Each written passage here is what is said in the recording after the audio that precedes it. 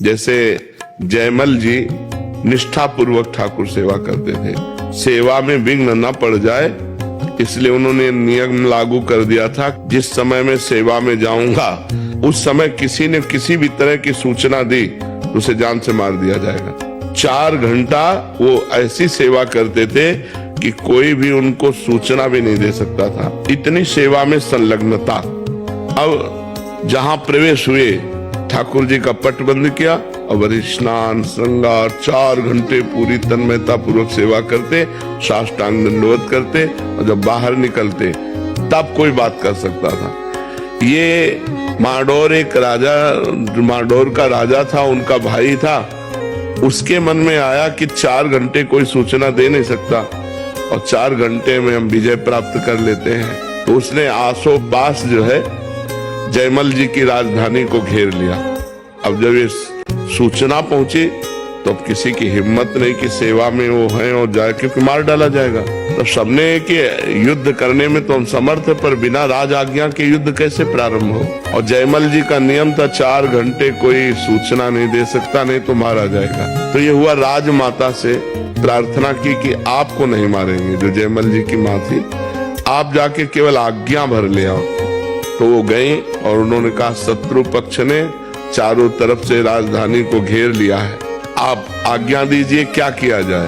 तो उनका राम जो करेंगे वो सब भली होगी, पीछे मुड़कर नहीं देखा, सेवा नहीं रोकी और कहा जो राम करेंगे वो भली ही होगी, भगवान जो करेंगे वो भली ही होगी, जाओ।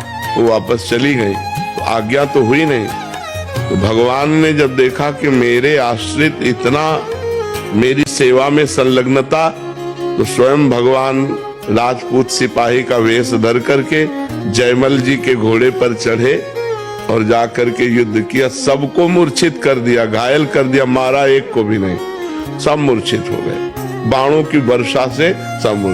अब जयमल जी जब 4 घंटा अपनी सेवा करके निकले तब उन्होंने कहा हमारा घोड़ा लाओ, मैं अभी शत्रु पक्ष को उत्तर देता हूँ।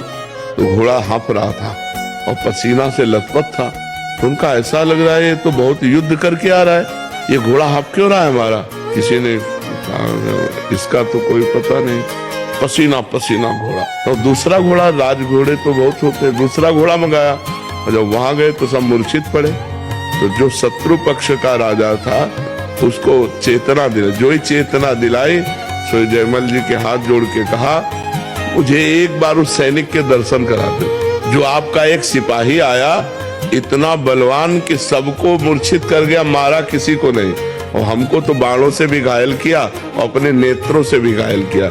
एक बार हमको अपने सिपाही के, श्याम सिपाही के दर्शन करा दो, वो जो श्याम रंग का था। तो जयमल जी ने कहा श्याम रंग का सिपाही, तो उनकी समझ में आया वो तो मेरे भगवान थे जिनकी मैं सेवा में था। लौट के आए, घोड़े की परिक्रमा की, आरती उतारी कि भैया मेरे को तो आज तक दर्शन नहीं हुए, लेकिन तेरे को दर्शन भी हो गए और तेरे को स्पर्श भी प्राप्त हो गया।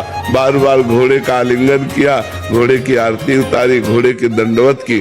तो जब हम भगवान की सेवा में इस तरह तन्मय होते हैं कि हमें कुछ भी हो जाए हम सेवा से नहीं निकल सकते, तब हमें प्रीति हो जाती है। तो हम सेवा पर विशेष ध्यान दें।